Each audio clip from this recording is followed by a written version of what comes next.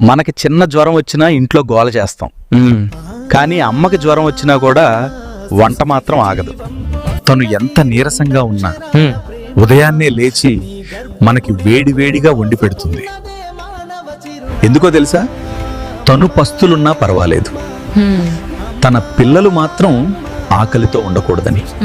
ఫోన్లలో పనుల్లో బిజీ అయిపోయి ఒక్కసారి కూడా అమ్మ ఎలా ఉన్నావు అని అడగకపోయినా ఆమె ఏమాత్రం అనుకోదు.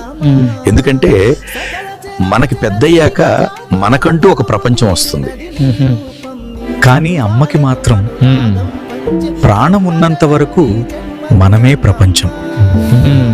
ఓకే, అమ్మ ఉన్నప్పుడే ప్రేమ చూపించండి. ఈరోజే ఒకసారి ఫోన్ చేయండి. అమ్మా, నువ్వు తిన్నావా? నువ్వు చాలా గుర్తొస్తున్నావు అని చెప్పండి. ఆ ఒక్క మాట ఆమె రోజు మొత్తం ఆనందంగా మార్చేస్తుంది. మీ అమ్మకి మీరు చెప్పాలనుకునే మాట ఏదన్నా ఉంటే కామెంట్లో రాయండి.